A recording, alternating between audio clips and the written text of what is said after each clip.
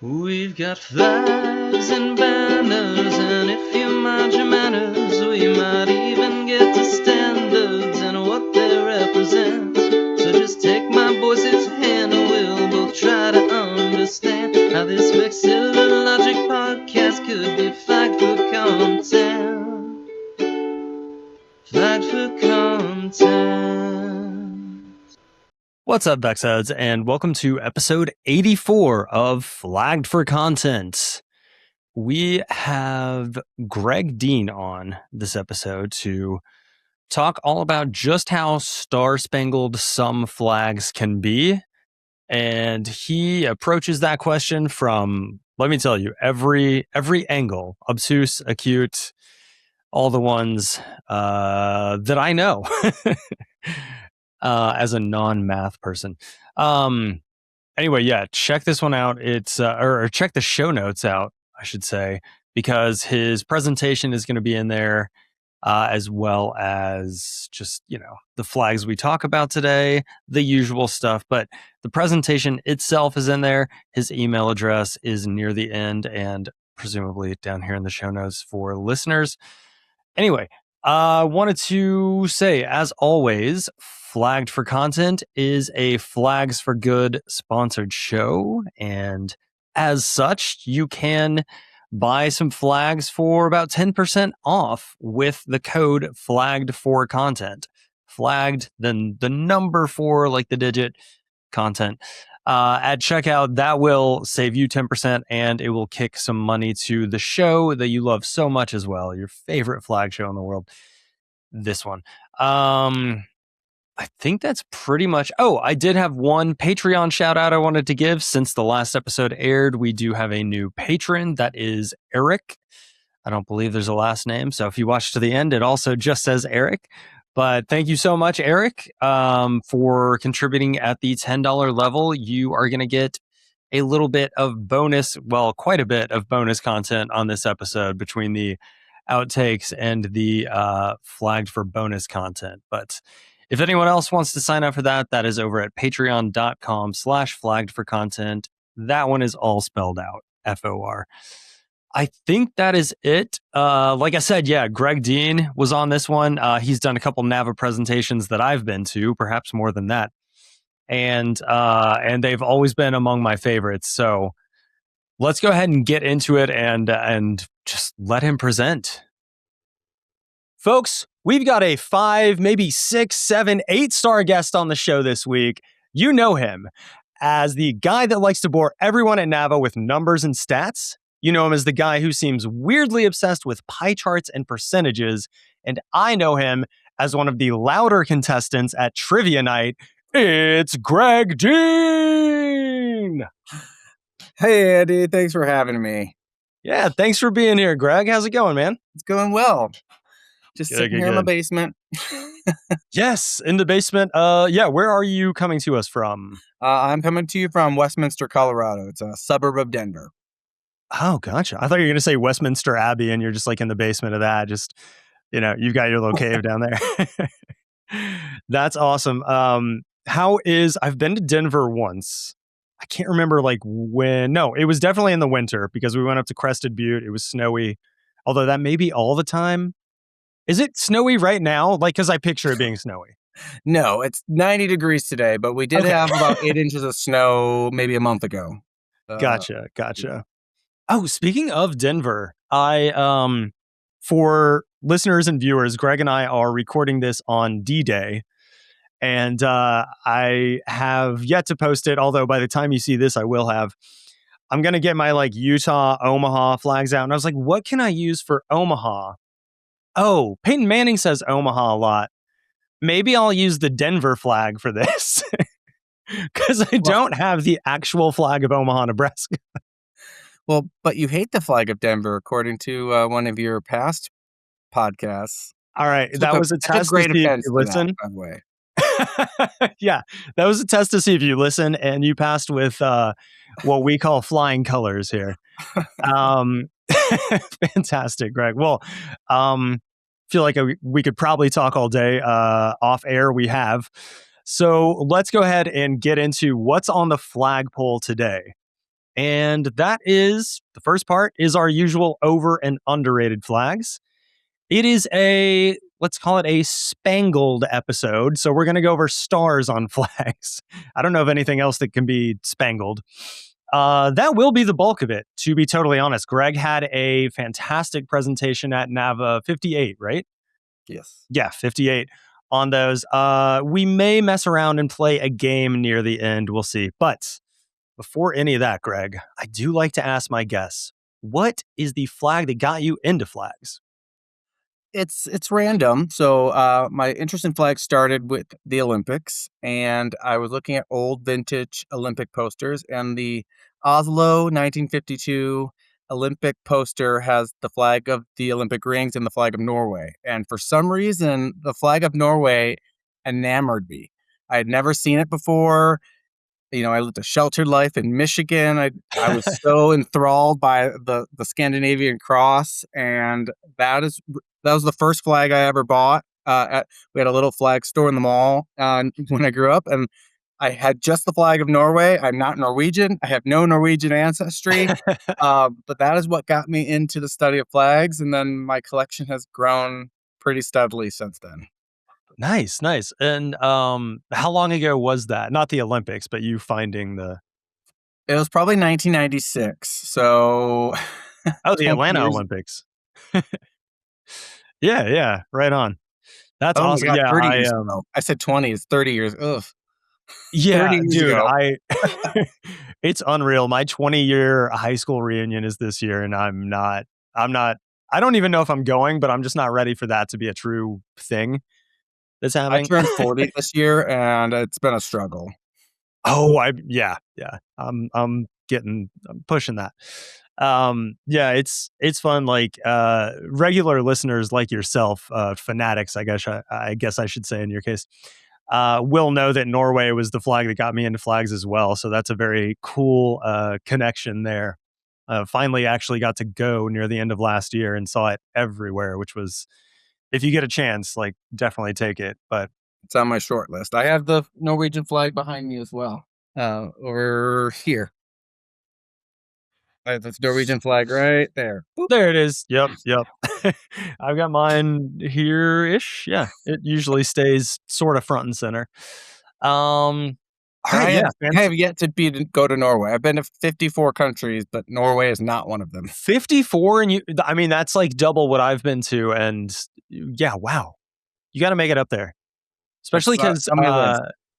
My yeah, goal is always to be. It's not that I want to visit every country. I think that's unreasonable. My goal is to have visited more countries than I am old. So I've got a 14-year buffer. So if I don't visit any more countries, I have until I turn 54 before I start running out. So that's my goal, is to always stay ahead of my age in the number of countries I've visited. right, smart. I like that. I'm gonna steal that. Although I think I've got a little bit of catching up to do at this point, but regardless, let's go ahead and move into your either over or underrated. Does not matter to me, and for the listeners, I have not been previewed on either of these, so I'm gonna be as surprised as you are. So I've got two overrated flags, and I don't mean to offend the people that live in this place, but Alaska's flag is consistently ranked high. I don't Mm, get it. I feel like the symbol. I like the symbology of it. I love the simplicity of it, but I feel like the image is too small. I feel like yes, the yeah. Big Dipper and the North Star should be significantly larger, and the contrast is just not different enough for me. I think it should be either a deeper blue and a brighter yellow, or vice versa. So every Mhm. time I look at the flag of Alaska, I get what they were going for, but I don't think it's quite there. I'd like Michael Green to redesign it for us and sell it Yeah. flags for good, because I think it needs some improvement. And I just enlarge it and make it brighter. That's all I'm asking for. And then another one is the new flag of Utah. I think it's horrendous. Okay. Speaking I of Michael Green, really don't like it. I feel like they're like, hey, what's every symbol of Utah that's here possible? it is. Let's stick it all on a flag. The mountains and the stripes representing the United States, and the mountains for the mountains of Utah, and the Yeah. hexagon for the beehive, but there's also a beehive on there. Oh, then let's throw a star on there for good measure. Yeah, I love stars on flags, but like, come on. It's a little much. Oh man, yeah, no, that is fair. Yeah, I have mixed feelings on the new Utah flag, as I call it, as many of us probably do. And most of my notes are pretty much your notes. It's that they're trying to do like too much at once. I think maybe there's like Um, a solid background or something, or maybe one less color, or maybe not what just the beehive and not the hexagon. It yeah, needs something because I just think it's too many ideas all on one thing. You know, it's like Project Runway, where Tim Gunn is like, you had too many ideas and you put them all in one design, and it turns into a hot mess. So that is the right. Project Runway of flags, in my opinion. I could see it. Yeah, it's almost like kind of the the opposite of the Minnesota effect, like where the Minnesota one got committed so hard that it got like simplified and simplified and simplified. Whereas this one got committed a lot in the other direction, or like, I don't know if committee is the exact term, but like, it had so much like input that they were like, okay, we like this from that one, etc. Let's combine all those. And yeah, it's kind of an interesting like dynamic between those two, especially those being the two newest changed flags. And Yeah, I think they um, try to make everybody happy by representing everybody, and I totally understand. I work in local government, and so I have to deal with the public sure, yeah, all the time, and you wanna make everybody happy, but and you it's wanna not. include everyone, but there's just not really a way to do that, especially when it comes to flag design. Yeah, So yeah. I that's those are my overrated flags. I think there's some room there. I think you can make it really good. I don't think we're gonna get a new Utah flag anytime soon. No, I'd be Um, shocked. Or I also don't think we're going to revert to the old one, which I know like a lot of folks, well, not, they're probably more vocal than they are in number. But yeah, I know a lot of well, I know Utahns. a lot of Minnesotans are starting to try to use the old flag again because they're, from a political standpoint, they view it as Yeah. like a democratic flag, which Yeah. I I mean, don't know did how you a flag notice like can have a when, party affiliation associated with it, but yeah, yeah. But it is, two shades of blue. So they probably see that as, oh uh, yeah. And then like yeah, it drives me nuts when they talk about the Somalian references. I'm like, have you ever it's, yeah. it's not some because there's blue on it, it's Somalian. I don't There's understand. blue and there's a star. I mean, that describes like Not the even the Marshall same Islands. number of points. Right, exactly. Yeah. It doesn't even make any sense. It's not even the same shade of blue. The proportions of the flag are different. The number of stars on the flag, the positioning of the star on the flag is not the same. Like, Yeah. you could say that about Better any flag with a star then. not to try and look into the logic of it. You'll go That's insane, I think. But yeah, and just like to briefly touch on the Alaska one as well. Like, yeah, wholeheartedly agree. I think even in media, like my wife and I watch a lot of The Great North. Have you ever seen that show? The no. cartoon, like, oh, it's fantastic. It's, I don't know if you watch Bob's Burgers either, but it's a Oh, lot I of the love same Bob's people that, Burgers. yeah, it's a lot of the same people that work on that. And Nick Offerman is the like dad, the, father figure, etc.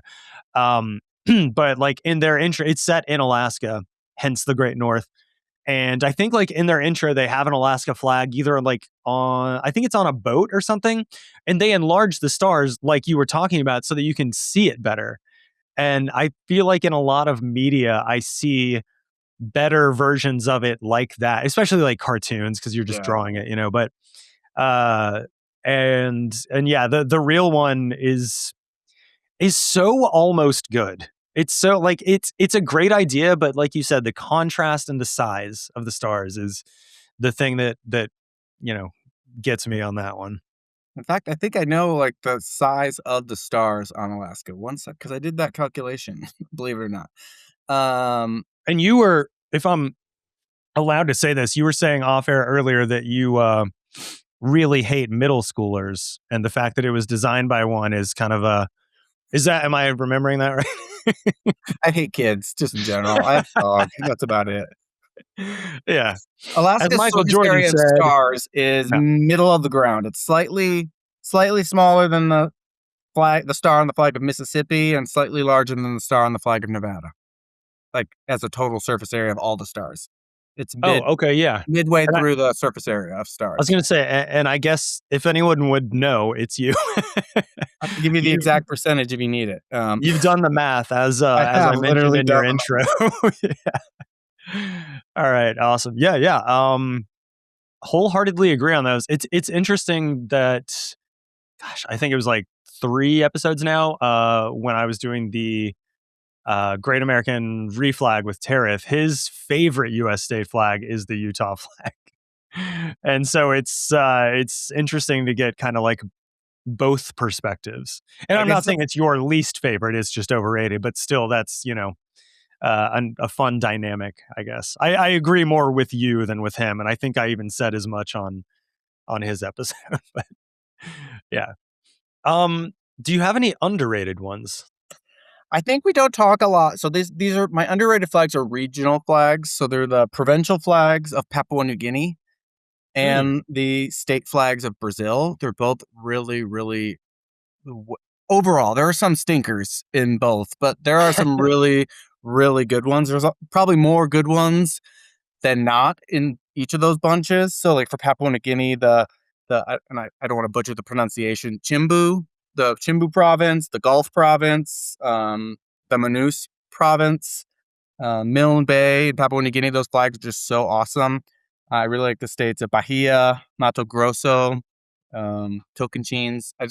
I love how simple they are without being like graphic over graphicized. You mentioned in a previous podcast that it's a very common critique that a lot of new flags seem very like more logo and less design. Yeah, yeah. And those flags don't feel that way. They're still modern and they're still fresh feeling, but they don't feel like logos. Okay, And they so I encourage people to look at the state flags of Brazil and the provincial flags of Papua New Guinea. And okay, yeah. I was gonna say, I don't have any up right now. If I could look at like 2 from Papua, which 2 should I look at? Let me pull it up. I know you mentioned in Chimbu is really cool, and what'd you say, Timbu? Chimbu, Chimbu, and Manus, Manus. Manus. Those are some really good Ooh. ones. Milne Bay is also another cool one that doesn't have any animals on it. Because people think, oh, they probably just stuck the bird of paradise on all the flags because it's on the national flag. It is on a lot of the flags of Papua New Guinea, but But I like that. I think I I do talked too. with And so some of them have it, some of them don't. Some of them have other birds, which I think is also really cool. It's another topic we could talk about in the future is animals on flags. I've done a deep dive on that too, so I know exactly which birds those are and how yes, frequent or yeah. infrequent they are. Yeah, depending on the engagement numbers on this one, I may invite you back. No. No, I have like your presentations have been among my favorites for both of the times I've seen you do them. So would love to have you back on to do the animal one as well. But yeah, I feel like I've seen most of the Brazilian ones. And like you said, there are a couple stinkers, but overwhelmingly pretty good.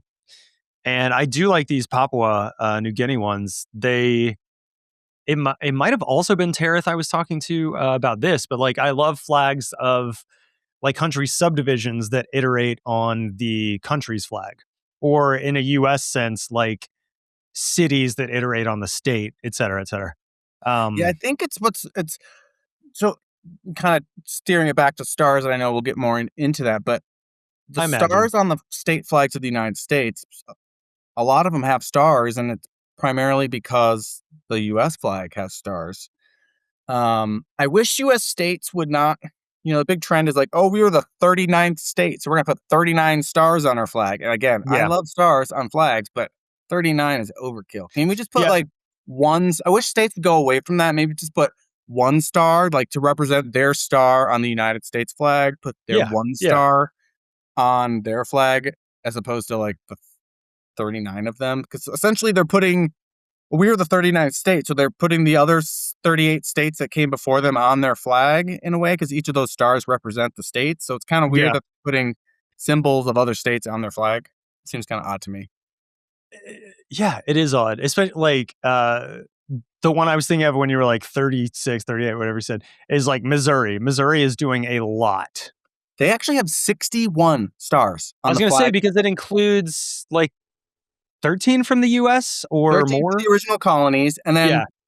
double the number of state stars for each of the further. So because they have the seal, and then on the seal they have another seal around it that has the stars again. So there's actually 61 total stars on the flag of That Missouri. is ridiculous. But And yeah. again, overkill. They also have more bears than any other flag in the world, and bears don't really even live in Missouri all that much. So again, Missouri's flag. Maybe I should add that on the crappy I was going flag. to say another thing you would know. Yeah, we can talk about Missouri's flag both in the stars episode and the animals episode. Maybe we should talk about it in the animal episode. Yeah. No, that's funny. Again, yeah, no lies detected. Like, it's funny too because I think that trend of like we're the X state, like Indiana, I think does this. They've got I don't know how many, 20 or probably south of 20 by not much, but it's interesting too because when you look at Tennessee's flag, if you think of that as a trend, you would think, oh, okay, Tennessee was the third state because they have 3 stars on their flag. But no, we eschew that, custom, and our stars represent something else. But like, I can see how someone who's not super familiar with it could think otherwise. Yeah. It's just. I mean, Alaska too. Although Alaska's is designed such that you know what it Yeah, is could you going imagine for. if Alaska added, what are they, the 49th or 50th state, in addition to the Big Dipper and the North Star? Like, it'd 50th, just I be think. like all stars. Yeah. Yeah. Oops, all stars. Oops. I'm glad we both. Yeah. Trademark. Exactly. We should make a cereal. Yeah. Speaking of cereal, we've got to take an ad break right now to advertise what I hope is cereal and not what some of the ads on here have been recently. But anyway, Greg and I will be back after this to talk all about stars on flags, their various forms. They're I don't know. Just tune in and see. We'll be right back.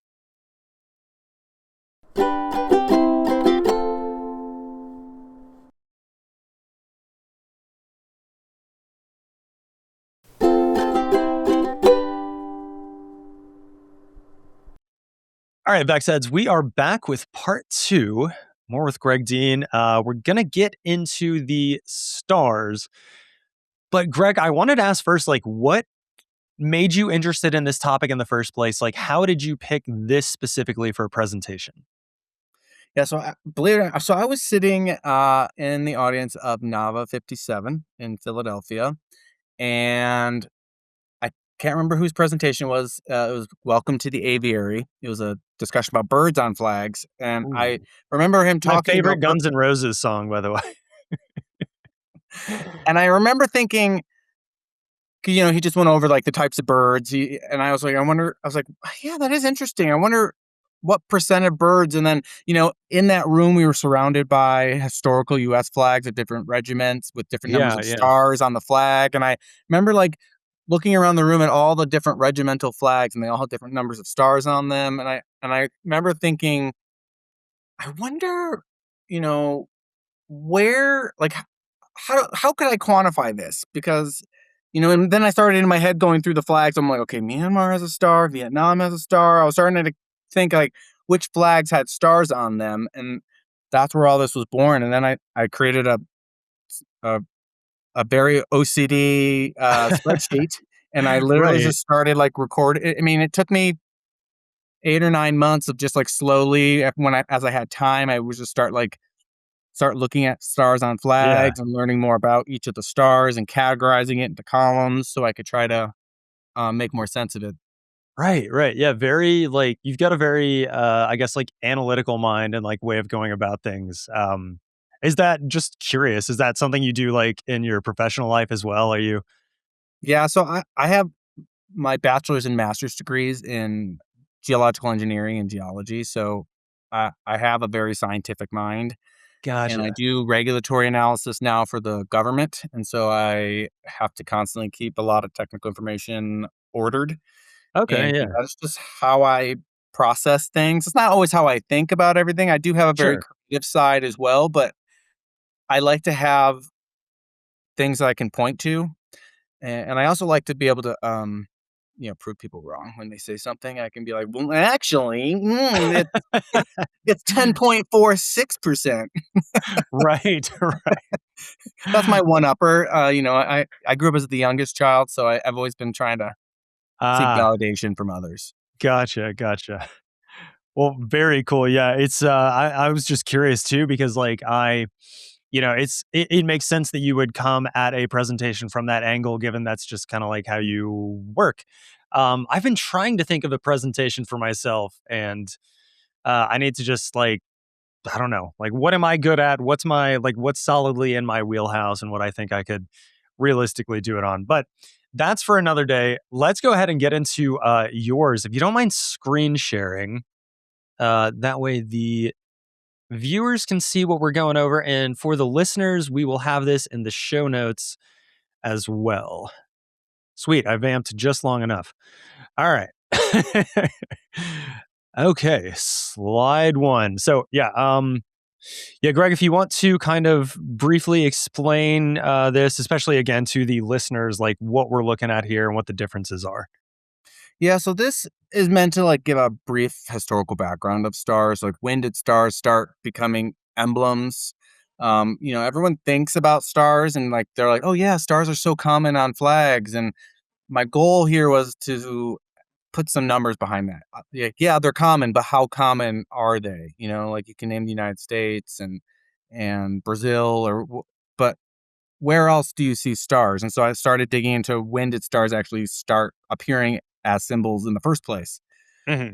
It started a long time ago in the Mesopotamian, Syrian, Babylonian times, 12th century or earlier, even. They Okay, weren't that even.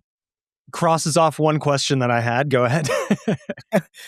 So they started as like markers for territorial boundaries, and then they Mm, started appearing on coins, um, and then the mullet star specifically started appearing in European heraldry on coats of arms, that were used by noble families to symbolize independence of different noble kingdoms, and that just grew and grew.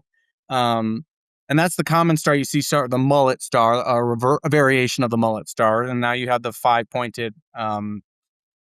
uh, five-pointed yeah. polygon shape that's most common now. But then you also have the star and the crescent, again, that was used in the Ottoman Empire and Near East civilizations. But it only became a symbol of Islam in the medieval period, so significantly later. Um, and then Right. Yeah. and then really on flags in the 1800s. So it's kind of a newer symbol, for Hmm. Islam and on flags than like the star would be. And then you have like the communist star, which obviously showed up as a symbol of socialism in the 1900s.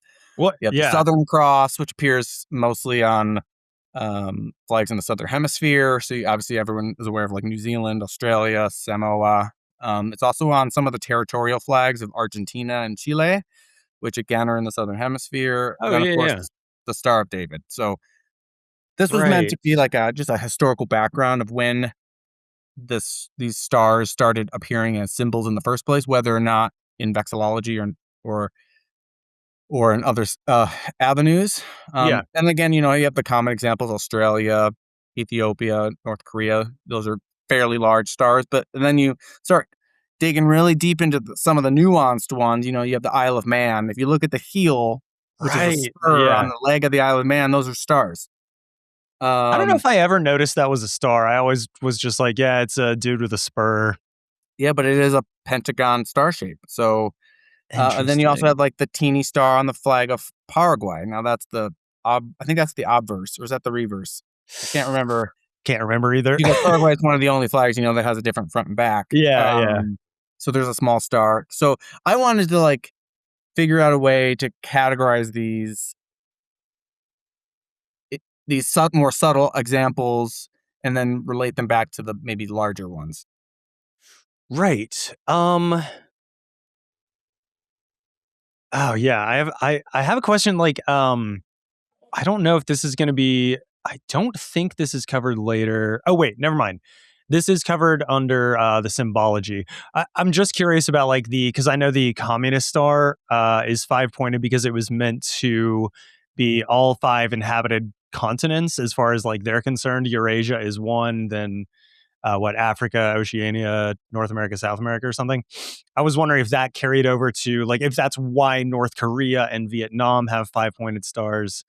Um, Well, so some of the in my research, some of the 5 pointed stars in communist countries represent like um the five. It's meant to represent a person, like because socialism is one person, mm, so it's meant to be the head, the arms, and the legs of a person, mm, like in a stylized form. So, like socialism is about the one and not necessarily the individual. So there's also yeah, that component in socialism.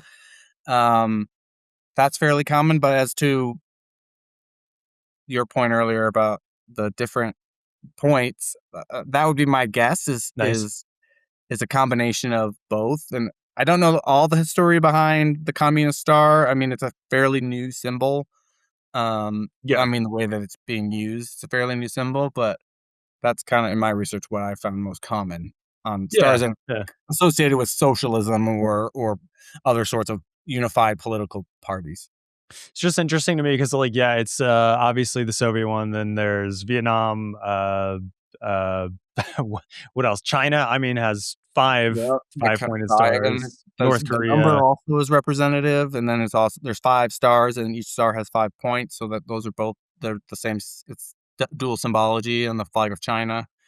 Right, right. Um, Yeah, and well, I guess I imagine we'll get to that down like when we talk about like political or different reasons for having stars as well. Um, okay, so your second slide here. What's in this, a name? Is yeah, this this is is just how I classified things. So I wanted to break them into geographical regions. You can see them on on the map here.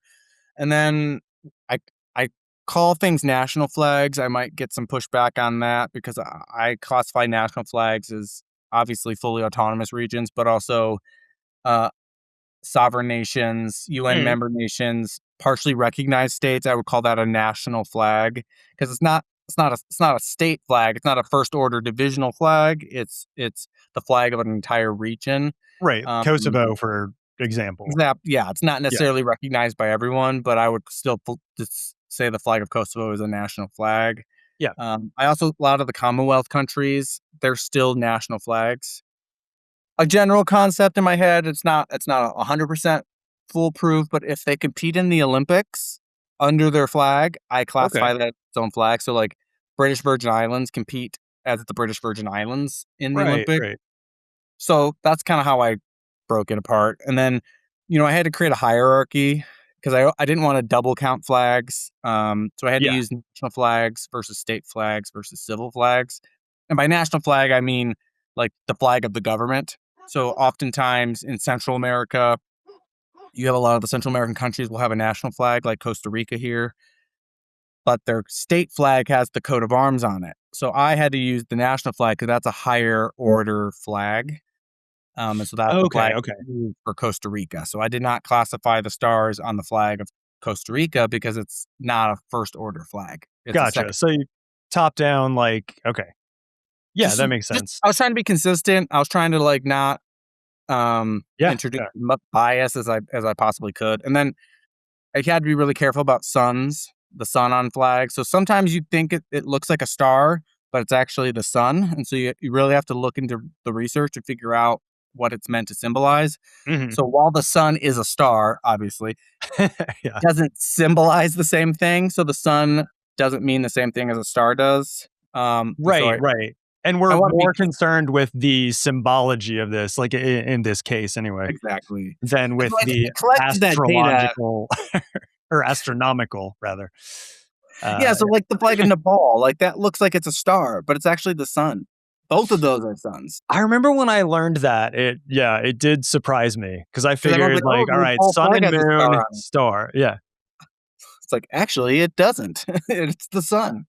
And so Right. just to make sure I Yeah. For clarify when I talk about consistency. Yeah. Okay. Okay. Makes sense. Now we are, for the listener, we are on to fun with numbers and graphs.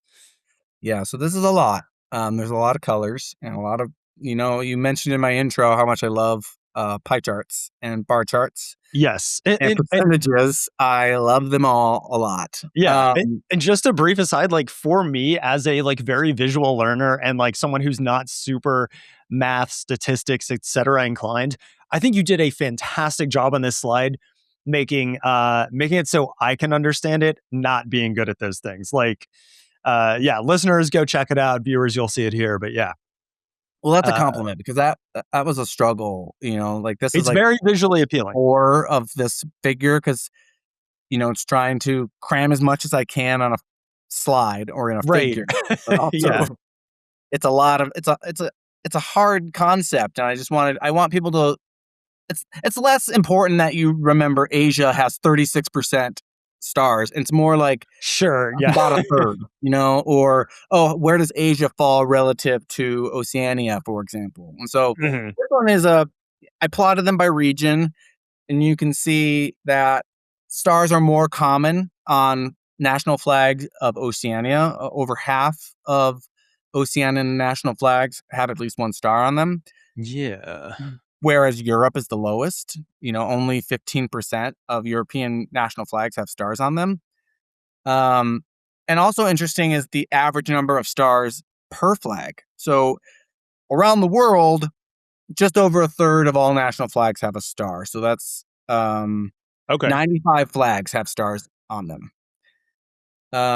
And so 36% of all the national flags that I looked at, with a global average of 4 stars per flag. So how many? 265 flags. I see Well, that. yeah, I reviewed 265 national flags, found that 95 national flags had stars. Got it.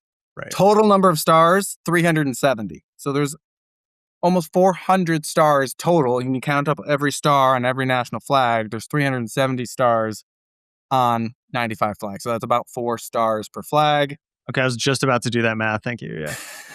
Don't worry, I've got Okay, I see it here too. Yeah. Duh. I don't know why I'm like trying to make myself work too much, but So I just wanted to, I was trying to get some general trends to see if I could see any geographical patterns. And maybe at the end of the day, there aren't any. And some of the trends I did calculate, there aren't any geographical trends, or at least obvious ones that I could find. But this one, there is. So there's 50% of South American flags have stars on them, and they have some of the highest number of stars per flag. So 7 stars per flag on average. yeah. So not only are they more common, they have more of them on their flags. Whereas in Africa, they're common, but they're far less in number. So the average number of stars on African flags is 2, Yep. whereas 7 in South America. So that's a huge difference. And I kind of wanted to try to dig into that a little bit more. So this was the very first chart I made to help spur my thought process when I was diving into the data to try to answer some of those questions. Like, that's interesting. Why is that? And what other information or data can I collect or calculate to help answer that question? Yeah. Because then when you look at like the frequency, that's the pie chart in the upper corner on this slide, North American flags, only a third of North American flags have stars on them, but they account for almost a quarter of all the stars globally. So Yeah. interesting that it's less common, they're lower in frequency, but they're higher in distribution. So it's kind of interesting. So again, Yeah. I want to parse that information out. Because there are these outliers like the USA, like the ones you have on the right of this slide, outliers like the USA and Brazil that really skew the entire continent's percentage, I guess, up. But I'm glad that you included both stats, like number of flags and the percentage, because like, yeah, Brazil, I imagine, skews South America pretty high. Especially when there's only 55 total. 16. There's only Brazil 8 has flags. like pretty much half of South America's stars, 27 out of 55. Like, That come yeah. from Brazil. So I was trying to figure out a way to I didn't want to necessarily overweight one flag or another. And so That it seems is an like the hard outlier. part. So I was trying to show both sets so you can kind of get a better picture. And then I tried to look at each region separately as well. So I could, again, pull out those outliers. and try to figure out if I could find any other more global or regional trends Yeah, without the yeah, outliers in there, with the United States and Brazil being the obvious examples. yeah, yeah. I wouldn't have thought. Well, actually, I guess for Oceania, Cook Islands does make sense as the quote unquote outlier, or at least the one with the most. 15 doesn't seem like that much when you compare it to USA and Brazil, but it is still quite a bit. I mean, Tuvalu has a lot of stars in it, and then the Southern Cross, Australia has a lot. Like the Southern Cross has a lot of stars in it, depending on how graphically that constellation is depicted. Yeah, Whether it's just, sometimes there's 4 stars in a general Southern Cross shape that's meant to symbolize the Southern Cross, and sometimes on flags there's like 7 stars for the Southern Cross. So it just really depends on if you're looking more literally at depicting the Southern Cross or more graphically. yeah, that totally tracks. Okay, cool, cool, cool. I know sometimes it's hard to ask questions about. Tell me more about 15%. That's Yeah, yeah. No, I've got a few jotted down for these upcoming slides as well, oh, good. including this one. Uh-oh. So I also wanted to look at color on Mhm. flags. So obviously there's lots of hues of colors, and so people might argue with me that it's actually a yellowish red star. I, Sure, I used sure. my best judgment. Like Arizona. I used. I hate to admit this. I still use Microsoft Paint. So I used Paint to get the hue. If I was in doubt, like obviously, like clearly the star on Flag of Ghana is black. I wasn't worried that I was going to mix that one up. Sure. But Yeah, some of the yeah. hues, like the flag of Arizona, is that yellow red? Is it orange red? Like where does orange fall on this spectrum, right? And so, Right. Yeah. so I was cognizant of that when I was trying to collect this data as well. Mhm.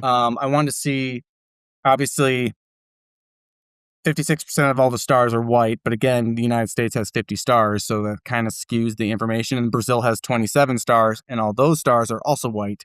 So Right, yeah. it kind of does skew it as a total number of stars because those are a big proportion of all the stars on national flags of those two countries. And so it does kind of skew it in that direction. So I looked at it geographically as well. So you have colors on stars by region. And so you can kind of see, I think you can see some trends pop up. So obviously, you're more likely to get white stars on flags in North America, Oceania, and South America, with again Brazil and the United States, and then Australia. Um, and Yeah. New Zealand pushing that. I mean, the And again, some Oceanian stars ones. have more than one color because the flag of New Zealand has a red border around their stars, so that those stars are both white and red. Okay, so you counted that as both. Yeah. So sometimes there's not like it's not a. You look at the numbers on the chart and they're like that doesn't match up with the numbers that you were presenting earlier. That's because sometimes stars have more than one color, or sometimes there's some Okay, flags have yeah. different colored stars on them on the same flag. So you have to kind of keep that in mind when you're calculating the color. Yeah. What I think is interesting is proportionally stars are more likely to be yellow in Asia and Europe than they are anywhere else.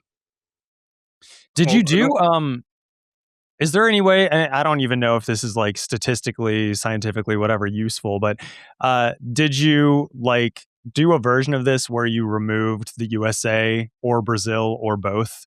'Cause I would love to see like how that skews it in favor of yellow. oh, no, I actually didn't think to exclude them only I because mean, my again, data I, set was I so don't know. small. I was so Yeah. worried about pulling out two of the big ones. But Well, and that's an you're interesting doing a idea. 20-minute presentation when you're doing this as well. So like, yeah, there's that to think about. But But I yeah. think that could help, like maybe at least if not answer the questions, it would help. It would help confirm like just how much those two are skewing things. But I didn't know I didn't do that. That's an interesting I idea. just curious, yeah, because like you said, they do weight it pretty heavily. But then again, like Oceania, you know, part of the reason theirs are overwhelmingly white, I guess, bigger than any other individual. Yeah, um, it's just because a lot of them are British ensigns, like blue ensigns. So what's going to show up on that but white, pretty much? I mean, we got the Marshall Islands, Oceania for two reasons. One, British ensigns, and two, it's called Oceania. They're going to have blue on their flag for the ocean, the sea, whatever.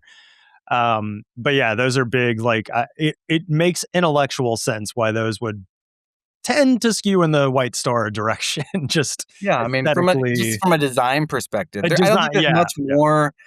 I don't necessarily think there's like some underlying like philosophical reason for White Star. It could be as simple as that looked better on a blue background. yeah. I mean, I think it's that. I mean, in a lot of cases, you look up at the night sky. It's I don't know. They look white, I Sky is guess, like blue, the for lack stars of look a white. yeah, Oftentimes stars are depicted as yellow. When you're a kid and you're drawing stars, oftentimes also because you're commonly drawing on white paper, so you go, so that's where you get yellow stars. But yeah. when you look at the sky, they're white. That's very interesting because those are the two like we said, white and yellow are the like overwhelmingly dominant here. That's what 70 like 80 something percent are white and yellow. Like Yeah, it's I'm bad at math. 75%, is that right? Yeah. it's, Nope. it's 85%. I don't yeah. know. 85. Anyway, uh yeah, yeah, I can't, I can say that that's why causation, correlation type stuff, whatever, but that's something to think about, I guess. Anyway. That's kind of, and I don't have all the answers. So, like, I get it. Like, yeah, causal connections, background colors. Like, yeah, there's obviously a design element to it that I Yeah. don't have all the answers to. I'm just here to say it's 53%. So, do with that what you want and try to figure out why that is. Uh-huh. But that's kind of my whole reason for doing this. And, I think African flags, for example, are some of the coolest overall national flag, just not even from a star perspective. And so when you look at Africa and you see just how diverse the stars are, the colors of stars are on the flags of Africa, I think it's Mhm. super interesting. They have almost every color star. They don't have any blue stars, but they have Yeah, a yeah. very wide distribution of stars. So again, not as important that it's 12% versus 9%, but just the fact that they have more variety than any other continent does. So And that's kind of interesting perspective. Um, it seems like it seems pertinent too that like the other than the white and yellow, the stars are what we think of as like Pan-African colors, the green, black, and red. That's obviously there's more than a little something to that as well. So Absolutely. I was And gonna ask, like, sorry to butt in, but like since we're one on Africa and two talking about like these like single black stars in a lot of cases, I guess Sao Tome and Principe have too, but um did you find any like is there any correlation between I guess specifically in Africa, a lot of them having one star? Is that something that is like internally important to the country that maybe it has like that we have five tenets or we have five, whatever? Or are a lot of them kind of iterating off of each other and showing some sort of solidarity, for lack of a better word, but using overwhelmingly the same colors? Like we've got Ghana and Guinea-Bissau here on the screen. Same colors, single star in most cases. Like, is there anything there, or am I grasping at straws? no, there's definitely something there. And in fact, at least 10 African countries have stars that have some relation to solidarity or unity, and not just Okay. solidarity or unity with the country, with Africa. So, like, Right. there's some Hence of the these stars colors are as like, well. yeah, like, you would think, oh, the unity of the people of Somalia, that's what the star represents, right? But it does, but it also represents the unity of Africa. Hmm. Um, Hmm. and I don't mean unity as one country. I mean, like, as they all started breaking away from their colonial histories, they're starting to unify as one collective group of African people, African ideals, and Africanism just in general, Yeah. and not and severing their ties with their colonial powers. Yeah. Yeah. It struck me that there probably was like a deeply historic, like rooted in decolonization reason for that. And like the data suggests, and like you just said, that that's not an accident. That Yeah, like yeah, like I said, at least 10 have stars with relation to unity.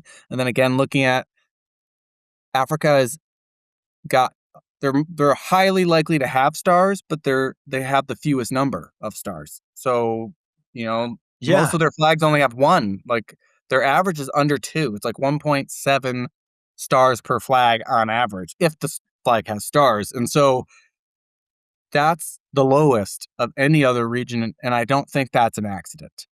Because if the star is meant to represent unity, kind of hard to have like 20 of them. Like, oh, these all stars represent unity. Well, then why yeah, have 20 yeah, stars? You would want one star. yeah, yeah, Whereas, like the stars of the Cook Islands, those stars represent islands, so it makes sense that they have 15 of them. yeah. And as you have up on the screen here, these African flags at the bottom, you have Sao Tome and Principe, whatever. Obviously, that one's got 2 stars. You can imagine why. It's called Sao Tome and Principe. Like, Yeah, so yes, it's the two one for islands each. unifying as one country. Exactly. Yeah, yeah.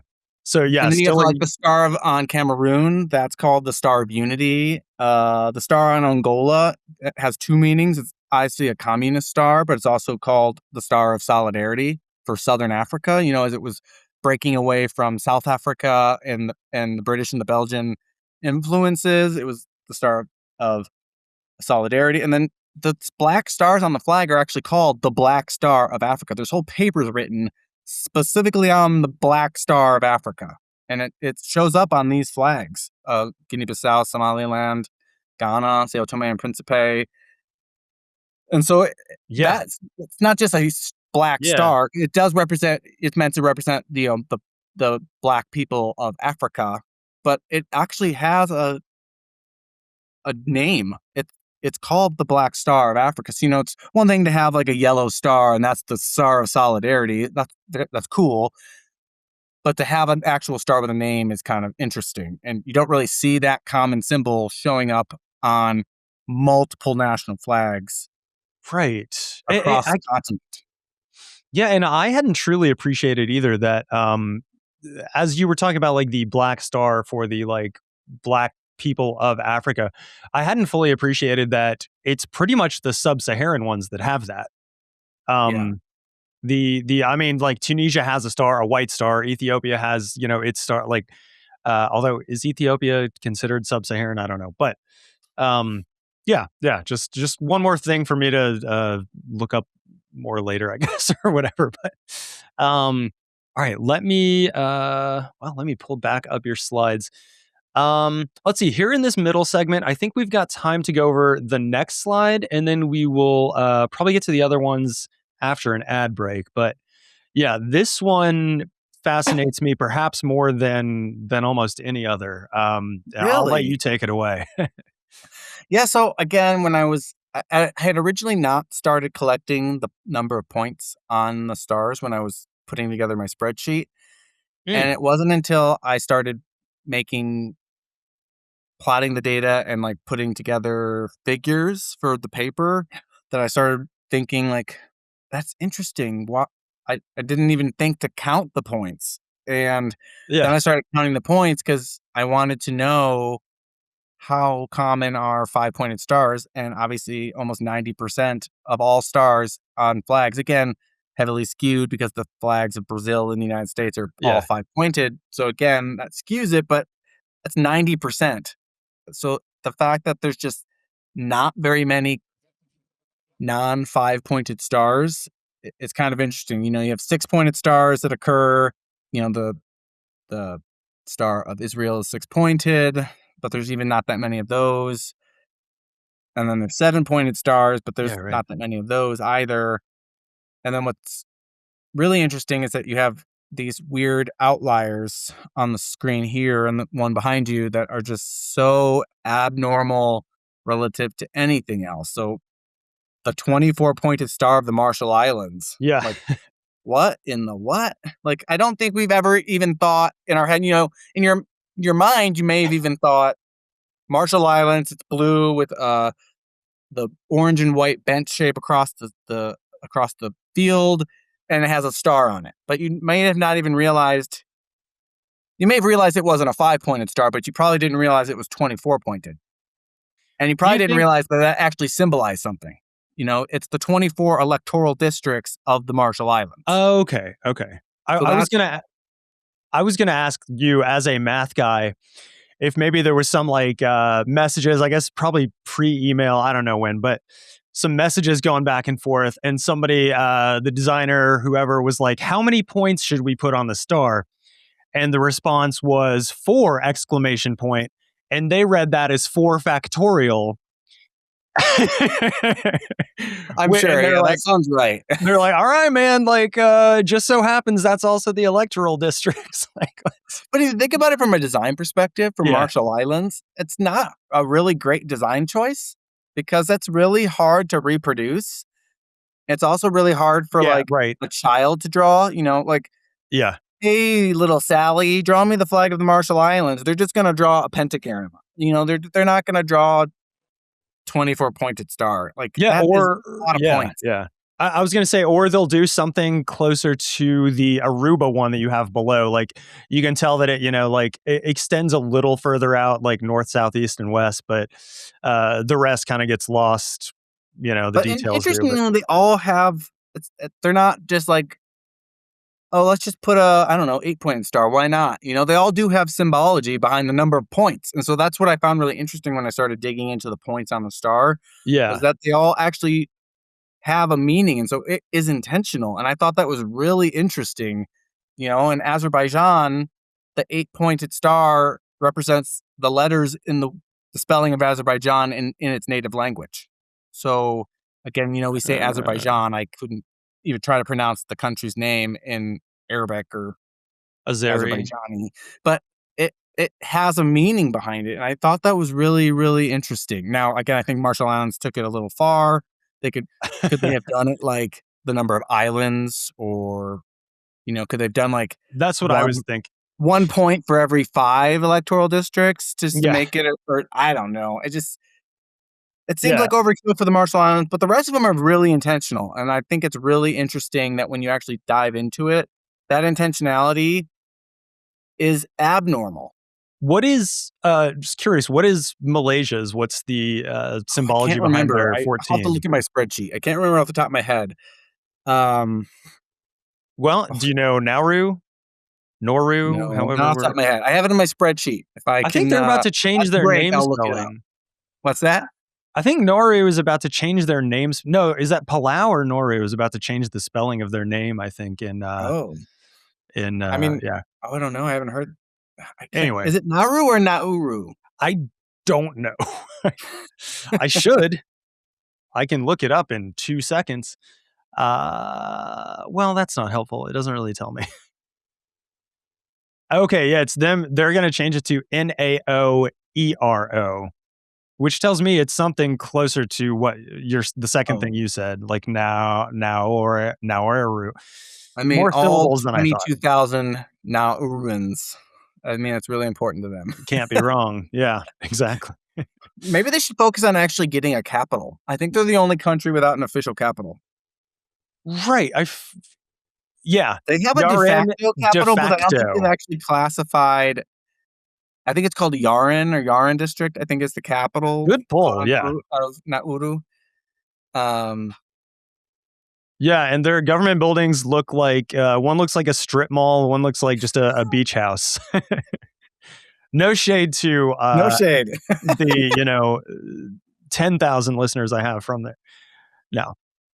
What is it? Population 803. Okay, that's for the city, not for the whole. 803. Wow. 12,000 it says for 2025 estimate for the whole nation. I wonder how common that flag is actually flown. If you think about, like, I don't know. I kind of people fly it outside their homes, like that would be interesting too. Yeah, maybe. I feel like that's a very American thing. Like, it is becoming, I feel like in my travels, but I have seen it. I've been to 50 something countries. I am starting to see it more, their national flags being flown. Interestingly, I don't see a lot of like regional flags flown outside. So it's mostly always the national flags. The exception being, I went to Malaysia a few months ago, and they fly their regional flags. Oh, that's cool. Similar to how we would fly, like the Colorado flag is probably as prominent as the United States flag is here. Yeah, I see a lot of Tennessee. Malaysia flies their regional flags, which I thought was it's abnormal. So it was interesting to see that. But I am starting to see, not so much in Europe, outside of Europe, I am starting to see more flying of their national flag. Yeah, It's yeah. showing up on like souvenirs and clothing, similar to like how we have it in the United States. Yeah. Yeah, I wonder thought if that's like a function of, just like America's biggest export is like Hollywood and media and stuff like that. I wonder how much of that comes from folks being like, oh, like they all do that over there, and it's not that well. According to whatever TV show or movie, it's not that weird. Like, oh, okay, cool. Like maybe we should do that or whatever. I agree with you. First time I went to France was 2006, and the most recent time was I think just 3-4 years ago, and I did see more of that. I also saw more regional flags, Oh. more, not a ton, but more. France has some Um, cool regional flags, and they actually just like agglomerated all their regions. So I think they had like yeah, maybe yeah, 4 regions, and they combined them all into like a lot fewer. And so they were in the process of combining multiple regions flags into one flag, and I'm not even sure they're done with that process yet. yeah. I don't know Uh, if they are either. I lived in Lorraine, and it has a very cool flag, which is one of the ones you see more. I think it's like that one, Alsace, and like just Occitania writ large, like near the south of France, around like Toulouse and all that. You see a lot of the Occitan cross down there. In Lorraine, you see a lot of actually the cross of Lorraine is not on the flag, funny enough, but you see a bunch of crosses of Lorraine and a bunch of the ailerons, which are the little birds on the flag. But yeah, so sorry to keep going on this, but like it broke my heart. Like the flag of the Grand Est, like Grand East, the big, I don't know, whatever. It sounds like a football conference or something, but um is like they had such a cool chance on it because all three flags that make it up have bends. So like Lorraine has a bend, oh, Alsace had a bend, or like Alsace had two versions, but the primary one has a bend, and Champagne Ardennes had a bend. And so they could have like done some really cool thing to combine those, but instead they just like put Grand Est on a flag and like is a that the one that's little, like the white background and yeah, essentially just has like a logo yeah. of the region? Yeah, It sucks. yeah. It sucks. It's like their version of seal on a bed sheet, but in a French accent. Seal Basically, on yeah. the bed sheet. Um, No notes. That was perfect. I think wow. actually, Greg, that's the perfect note for us to go to the second ad break on as well. So buy whatever bed sheets they're trying to sell you in these ads. When we come back, I want to probably even go a little bit more over this slide, and then the rest. We'll see what we have time for, but we will see y'all on the other side.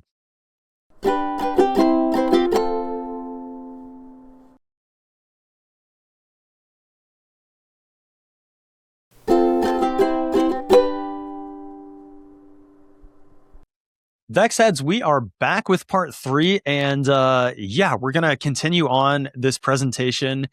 We've got a few more things to cover. I know I've got more questions, but Greg, if you want to reshare your screen, we'll hop back in. And remember not to share your entire desktop. There we go. Cool. All right. So yeah, still on the what's the point with stars of various points for listeners. And Greg, did you have any more points? Speaking of that, on this one, I did in the break look up the points on the flags of Malaysia and Nauru. The Malaysian ones represent the territories or the subdivisions of Malaysia, and then 1 okay, point for the federal government itself. So there are 13 federal districts, and then 1 for the federal government. So that's why there are 14 points on the Malaysian flag. And then the makes 12 sense. points on the flag of Nauru represent the 12 original tribes that settled the islands. Oh, okay, cool. That's kind of what the meaning behind those 2 stars is. Do you like that? Nauru is it hasn't come up, I don't think, for me personally, but I think it's an underrated flag. I don't know why I like it so much, but I do. I kind of wish that maybe the stripe wasn't right in the middle. Yeah, I could see it being like I feel like the star's too close to the stripe almost. third of the way down. Yeah. That'd be my one Or criticism. maybe like on the bottom and then like the stars in the sky. So like the stripe could be the horizon or like the beach. So it'd be lower down. And then I the stars. like this. Yeah. I like the star on the bottom. It's Okay. unique to me. I like it for similar reasons as I like Cabo Verde. Like there are plenty of imperfections. The yellow stars on white in that case, but yeah. Anyway, all right. We got to keep moving. I don't know why I sounded like Porky Pig there, but let's do it. So cracking the code. This one's a little different. So I have to give credit to my husband. He helped me significantly with writing the code for this. He is a coding genius. He helped. So I helped put the inputs in and like design it with him, but he actually like typed out the code into his computer to help with this. So I wanted to try to quantify percentages of stars on flags, not just like the number of which flags have stars, which ones don't. Yeah. And so what I had to do was I had to take the image of the flag, and then I had to make sure I pulled out the hue, the exact color hue, because I had to train the code to pull out the hue in red, green, and blue. And so I also had to then create a polygon mask over the top of the stars, and I had to make sure that that color didn't appear in any of my other flags. And so you're aware there aren't many flags with purple, Dominica being the exception, but that's not the same hue as the color purple in the flag of Dominica. Right. And so I had to cover the stars with this polygon or mask, and then I had to put it in the code. So the code would scan it pixel by pixel, and it would look for the first occurrence of the purple, which is the mask, and then it would count everything inside the mask. That matched the color inside the okay, gotcha. And so then because I had trained it and told it that the color it was looking for was that exact shade of white. Yeah. And sometimes, and believe it or not, you can't just like copy paste 255, 255, 255 because not every flag's white is like exactly white. And so it was a manual process from that perspective. But fair. But then you upload it all at once, and it gave me the answer in, I'm not kidding you, 30 seconds. And it exported this binary star data grid for me. And so each box is 1% of the surface area of the flag. Right. And I'm seeing that. So I use like Bosnia and Herzegovina as just an example, but like, you look at that and you go, oh, that's a big surface area, but it's actually only 3.9% of the surface area of the flag is, in this example, stars. And that's all the stars added up. So when you look at the binary grid, you kind of start going, oh, okay, yeah, that kind of makes sense. You start counting up how many full squares there actually are. There really aren't any full squares. So when you start adding it up, it adds up to almost 4%. So I did that for all of my flags because I wanted to try to, again, categorize them by size to see if I could find any like regional trends. Like, are the flags of Africa larger than the flags of North America? So on and so forth. So that's kind of what I was aiming at with this coding algorithm. Right. Which will feed into the second one, which we'll get to in a minute, or the next one rather. I do, since Bosnia and Herzegovina are on screen right now, I have to ask you, how many stars did you count on their flag? I had a feeling you were going to ask me. I think I asked you this at Navatu or something. I did count each half star as a star, I think. Okay. So you didn't count it as the infinite stars that it is purported to. Because it's hard to put infinity might throw off some data. It's hard to put infinity in a spreadsheet. Yeah, I think that may skew things a little bit more than the U.S. Would have a lot of stars in Europe then. Right. And so I had to count it. And in my head, I think I used the justification that it's part of a star. So yeah, so there's 8 effectively, I guess, in this. Is that right? Yeah, in this case. But yeah, I had mean, a feeling you were going to ask me that. I had to. I mean, you can't put Bosnia up on screen and me not say something about it. Maybe I should have picked a different example then. No, I think I honestly, I think it works really well for this one with the multiple stars because, as you said, it looks like it takes up more of the space than it does. Just your eye is drawn to like the stars and kind of the space around them. Like in short, kind of where you put the polygon mask in figure 2 there. Yeah, they do seem like they take up much more than like just shy of 4% of the flag. Yeah, and as we'll get to, and I can show you in the next one, the largest star is like not that large. Like let's get to the next slide. I love this. Yeah. Again, this is like if put an epilepsy warning up, or if you're color sensitive, this will make you vomit. There's a lot going on here. But so this is every national flag that has a star, so all 95 of them, and they're color coded by region. So you can see they're color coding, the regional color coding there. The largest, it ranges from 0.002% to only just over 10%. And so again, the largest star, and you have the flag behind you, the flag of Myanmar, that's the largest star on any national flag by surface area. And it's just over 10%. But when you look at that flag, it feels like it should be bigger. It feels like it's all star. None of them are. Is kind of surprise. That was the biggest surprise when I got the results back, was just how small as a surface area stars actually were on flags. Yeah, because like the Myanmar one, it feels like just when you look at it, it feels like it's like 30% or something, like because it takes up kind of a or it dominates like what I would think of as the middle section vertically. And that first yellow bar, that's Bosnia and Herzegovina. First yellow bar. Oh, okay. Yellow bar, that's Bosnia. So that's the largest surface area star in Europe. Is that flag. Right? Okay. So just again for scale, you can see where Bosnia falls on the scale of all national flags with stars on them. It's kind of surprising. Yeah, wow. And then Somalia. We talked about Somalia earlier in reference to like the flag of Minnesota. Somalia is the largest African flag covered in stars, and again, it's the first orange box, and it's just over 4%. Oh yeah. But again, you look at the flag, and it just visually is just more striking than 4% surface area. Yeah, in the same vein as Vietnam, I know the one on Somalia is obviously 2% smaller or whatever.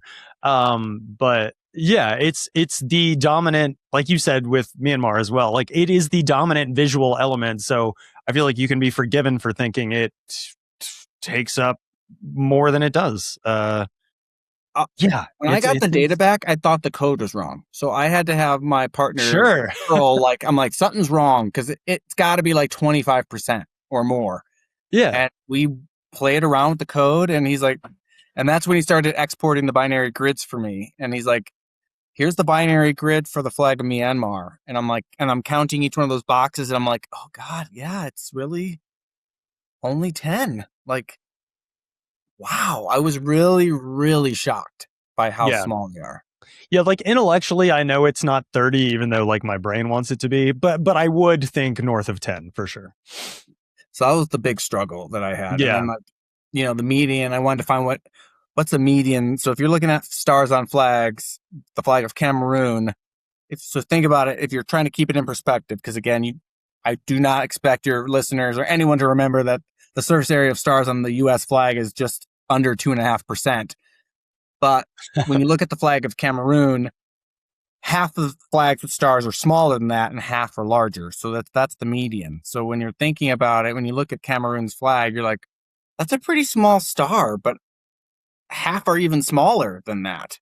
Yeah. But it's kind of interesting in that way. And then I was kind of excited that the algorithm was able to actually calculate the surface area on like the Falkland Islands flag, because again, most people probably didn't even realize there were stars. Yeah, that's a tough pull. I didn't. That's why it took me so long to collect this data, because when there were coats of arms, I had to zoom in on the coats of arms to see.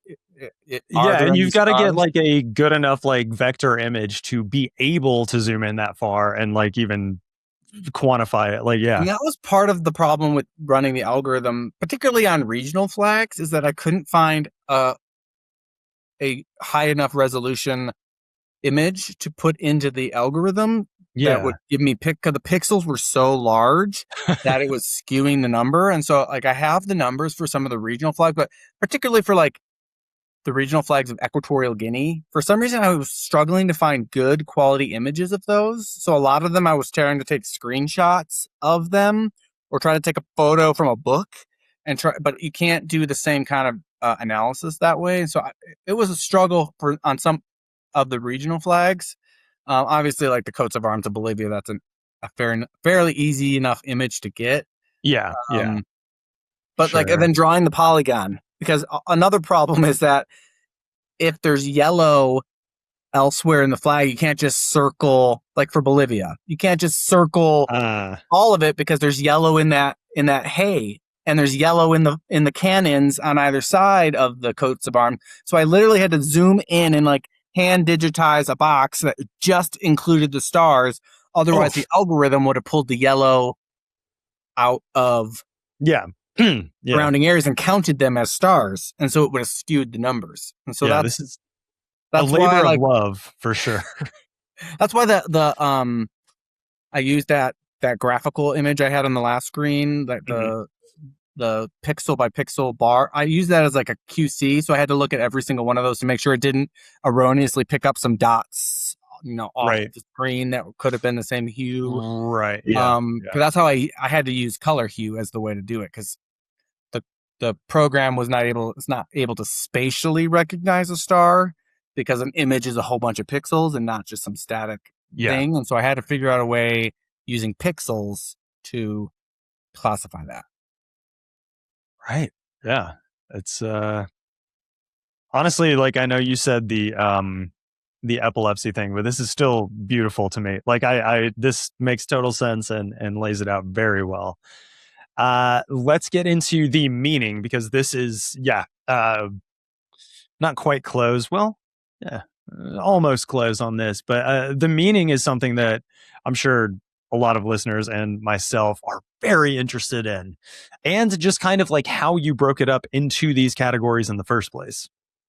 Yeah, so admittedly, like the meaning of stars are very nuanced, and I live in the United States, but I don't live in Cameroon, so maybe to local Cameroonians that star means something locally to them, obviously. So I have to put that caveat on that I recognize that the meaning is super subjective, super nuanced. This was based on some research that I was doing in literature to try to find what that star meant. And so that was my first caveat, but I wanted to classify them. So I broke them into these 6 main categories, principles, concepts, ideals. We kind of touched on those, like unity, independence, peace, prosperity. Those are like nebulous concepts. And then administrative divisions and like land and natural elements was the second one. So like, is the star just a star? Is it representing an island or a state?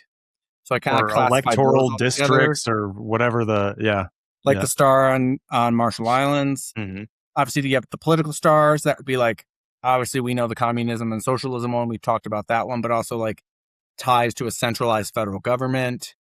Like single party states. Like, isn't Angola like it would fall under there? I would think. Yeah, right? they're a communist country or quasi-communist. And then like religion and faith. Obviously, those are mostly the crescent and moon, with the exception of potentially the Star of David.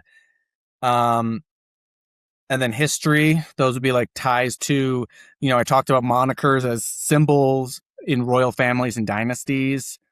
Those are more historical stars, so they're not necessarily, the stars themselves don't have a meaning aside from that.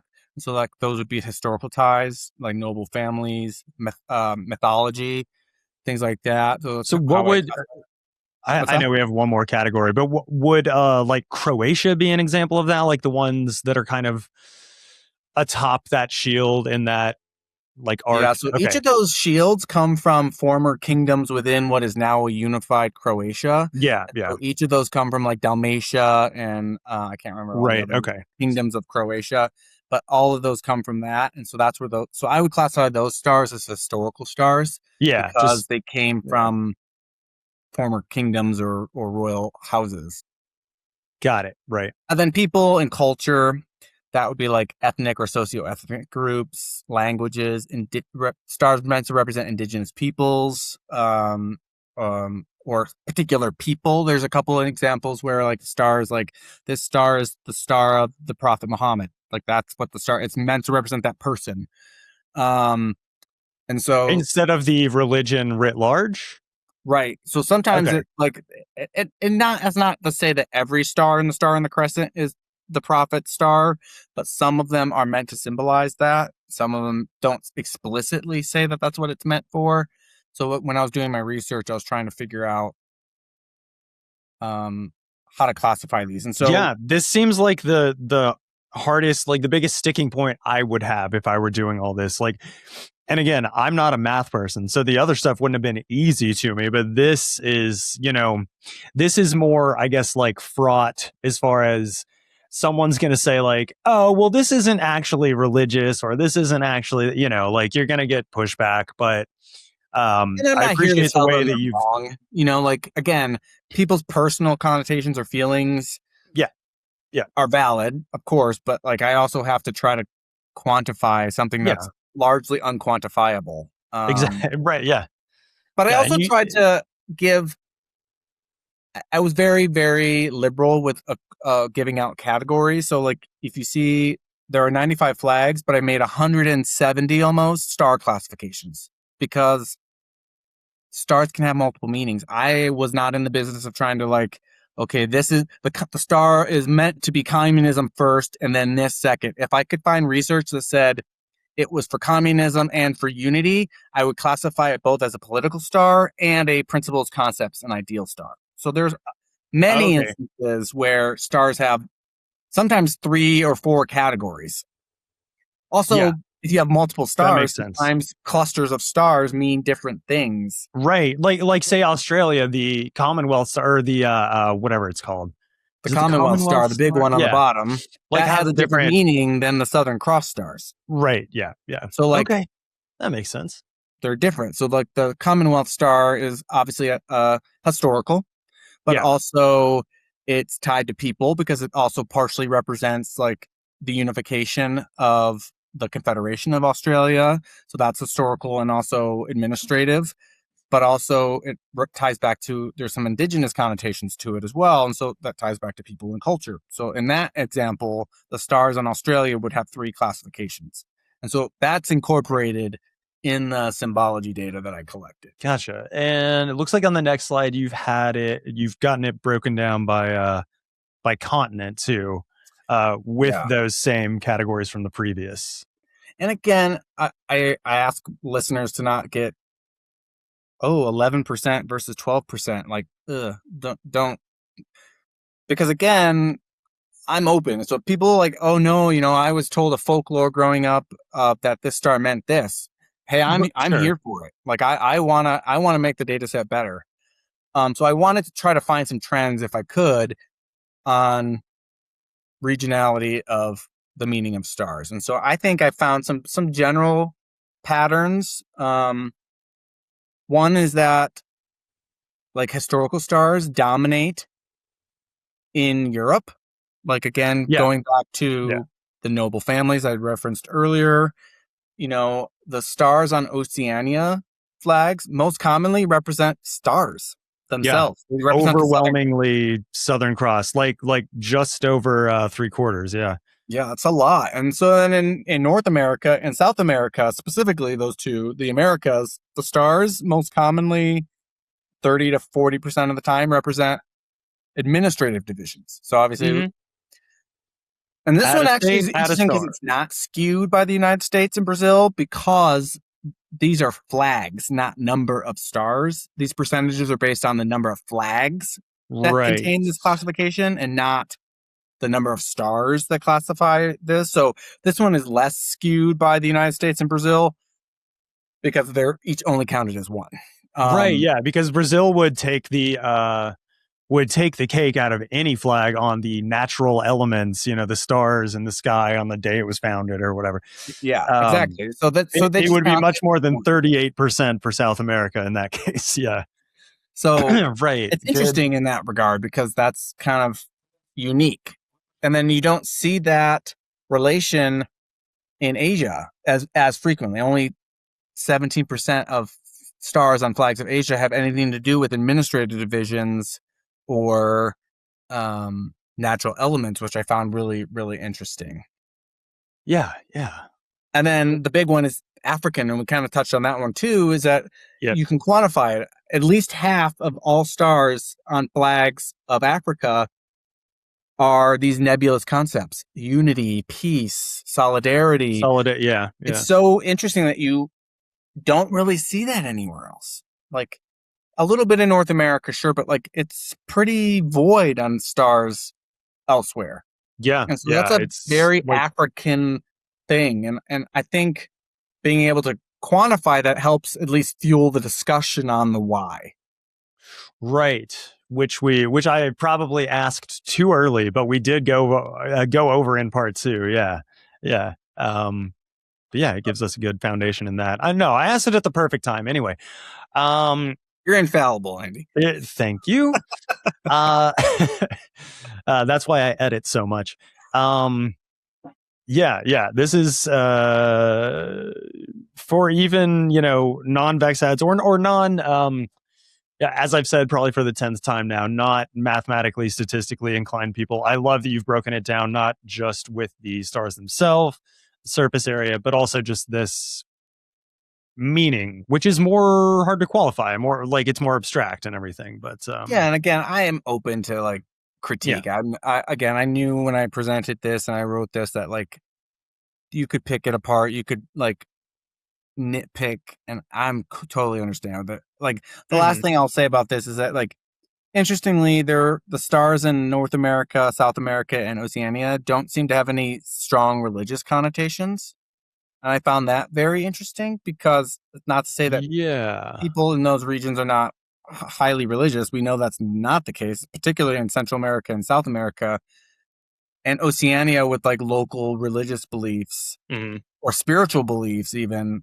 But those stars don't seem to symbolize that. And I find that really interesting as to, and I don't know the answer to this, why?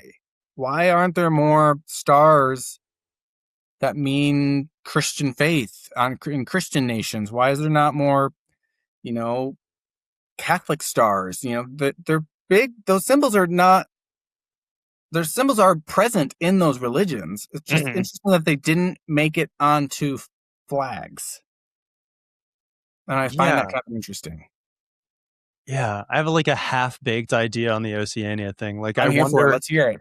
I wonder if the Southern Cross one is a cross for religious purposes. Like, if it's viewed as that by at least a significant amount of people, and or a lot of religion, a lot of man's curiosity in the very early days of man was we would look to the sky for answers, look to the stars for answers, things like that. So while maybe not inherently religious, they may be like kind of spiritual or whatever. But like that's what were you going to say? You classified that differently? Yeah, no, that's an interesting point. Honestly, I didn't think of it that way. It's not. I mean, again, I'm not overtly religious myself, so maybe when I was reading that, I introduced my own personal bias into it. So when I was reading about people looking to the heavens, in my mind, I thought, for navigation, like. Yeah, I mean, I'm a scientist, largely. so I was thinking like more practical, like logistically, I need to go towards that star. And so when I was reading the historical connotations about looking to the stars, I didn't, and that's my own bias. I didn't think religious or spiritual. It's not necessarily religious, like to a spiritual, yeah, but like just to the spirit world or to ancestors, or I didn't think of it that way. That's a really interesting thought. I mean, if I could only put them into one category, I would have done them the exact same way you did, given that some fall into, like, I don't know, maybe. But that is a lot of a lot of that's just like idiomatic to certain people probably, and less, well, I'm sure some of it's cultural, but anyway, we've got 2 more slides here. You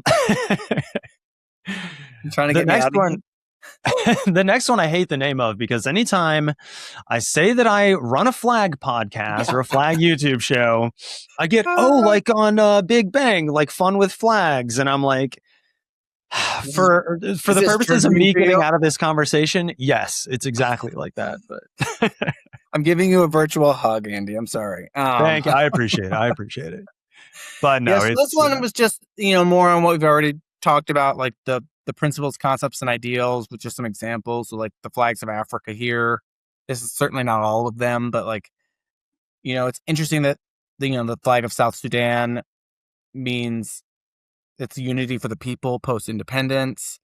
Djibouti is for unity and independence. The Ethiopian star is for a bright future. So there are these like more nebulous concepts, and it's, again, not to beat a dead horse, but that dominates flags of Africa. Like that is just less common anywhere else in the world when it comes to stars, the symbology of it all. And then, if you look at a map, above here on the other side is the map of stars that have religious connotations to them. This is all of them.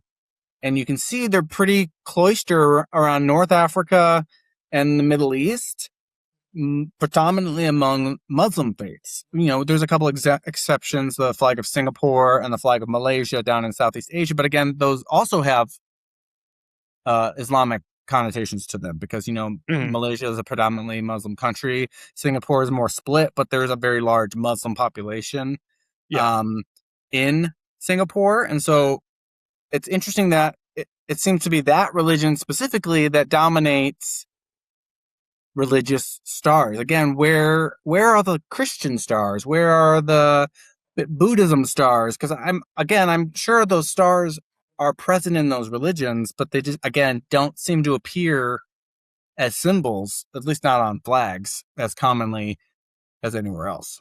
Yeah, and you would think like, again, not super religious, but like, obviously the overwhelming symbol for Christianity is the cross, which you do see on, you see it on the like Norway, like we talked about. That's just a Scandinavian version of it. But when you think back on like the mythology, I hope that's an okay word to use for it. Like, the wise men were guided by a star. Like there's not really any shortage of stars in the Old and New Testaments, but I guess like maybe I wonder if they just got like replaced / overridden / historically relegated maybe in favor of the cross or something. It's also interesting that like interesting. The crescent and star as a symbol for the Muslim faith or for Islam is fairly new. It's 1800s. I was surprised when 1800s. Like it's not that old. It's not like the star and crescent has been historically a symbol of the Prophet Muhammad. Like it isn't. It was like an Ottoman thing, right? You said, and then. But how did that one survive? But it didn't survive in any other religious faiths. And sometimes the cross can be very like contentious to some people.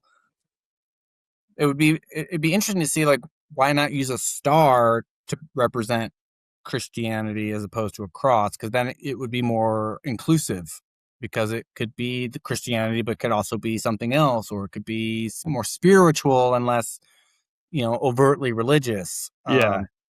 Okay, here's an idea, and again, this may be another half-baked idea, but I feel like if there were to be a Christian star, folks would want it to have 3 points for the Trinity. And a 3-pointed star aesthetically is just, it hardly reads as a star at all. The only one I can think of is on the International Brigades flag from the Spanish Civil War, and I can't guarantee that's even a star. It's just it's a symbol, but I wonder if that doesn't have like something to do with it. Like that's not aesthetically pleasing, but what if, 3 is more symbolic. One could be like Jesus on the cross or something, or Jesus' love, or there could even be 3 stars, like on the like in the shape, or even 4 stars in a cross shape, kind of again. Like well, now we're back to Oceania, but well, that's not fair. That's like more diamondy than it is. No, I know what you mean. All right, right on. Well, we've got to wrap it up, and I see the name of the next slide ties into that nicely. So, hey, take us through, I guess, the conclusions and a little bit of what's next. Yeah. So, again, I was trying to just show that you can quantify vexillology. It's more than just design. It's more than just symbols. There is ways to quantify vexillology. So that was my whole goal. I think I accomplished that goal. Is it the most comprehensive data set in the world? Maybe not. Is there definitely room for improvement or tweaks? Of course. But I collected a lot of data, because a lot. Yeah, as much quantifying as you've done, like there's so many different ways to qualify it and to make different points for this being there, that being also here, etc. But yeah, all things considered, people can use the statistics to further confirm or justify more qualitative concepts. Like, hey, I thought this could mean this, and actually statistically it actually supports that notion. Or hey, this statistic actually goes in the face of what I originally thought, or it's conflicting with. I think that's what my intention was, is that this could be used in support of other concepts, and less on like, well, actually it's 12.774%. I'm like, okay, well, it's not meant to be a full, I call it statistics. It's not meant to be a statistical analysis. I didn't run a regressive analysis. I didn't plot it and get an R-squared value of my data set to confirm the bias approaches I took. And if you had, I wouldn't know what that meant. So it's meant to be like a helpful, informal statistical analysis. Yeah, I wouldn't. And also, it's kind of fun. It gives a lot of party tricks. So you're like, did you know the star that has the most points on it? Can you guess? I am very popular in the trivia sect. I was gonna say future game night thing, which, yeah, we didn't get to any questions tonight. Maybe that'll be the next Nava, and so that's why I love your star game at Nava, or your Thank flag. You. Yeah. I've got a new. Yes. A Mr. Burns, excellent. Yep, I've got a new game to premiere at this upcoming Nava as well. So I'm excited for that. Even more fun. But all right, Greg. Well, that is about all we have on time and then some. But where can folks find you, follow your work, whether it's flag related or not, any of that good stuff? Yeah, I'm on Instagram. I don't even know my handle. It's just my name, I think. I'll put it up on the screen. The videos from this presentation are on the Nava page on YouTube. Yeah. And I have some papers. I can send you the paper that I wrote related to this presentation. It goes into even more depth than what's on the slides. Oh, can you on-screen share really quick? Oh, yeah. All good. I just want to make sure I get the words up there as big as possible on the screen. Yeah. So I'm happy to share the paper that I wrote that's associated with this research. And it goes into a little more detail, has more figures that are even on the slides. And then, I'm happy to answer questions via email if people have any follow-ups, or, I'm not immune to critiques or constructive feedback. I'm happy to take that too. Okay. So, do you mind if I put your email up on screen, or is that too much? That's fine. Okay. All right, cool. I will do that. Listeners can find it in the show notes, as well as listeners and viewers will be able to find that paper you said is based on this there. So yeah, as far as my plugs, you'd think I would remember them and kind of do them by rote at this point, but you can find our link tree at linktree.com/flagged for content, all spelled out. That's the easiest way to find any and all of our links, but we are also on most of the social medias at flagged for content. That one is for the number.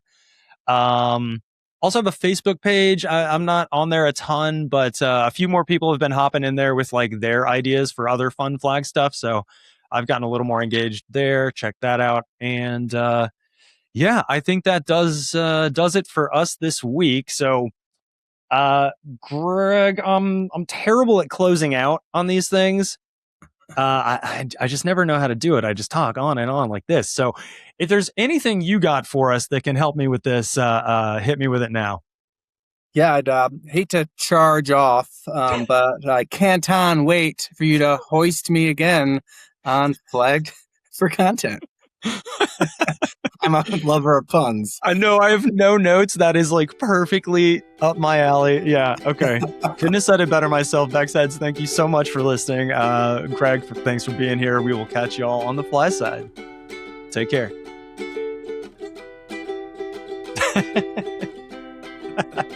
I'm glad you didn't share that with me ahead of time. Oh, good. Flagged for Content is proud to be sponsored by Flags for Good. Go to flagsforgood.com for more information. Flagged for Content is hosted, produced, edited, occasionally written, and always nitpicked over by me, Andy Richardson. Catch you all on the fly side, VexHeads.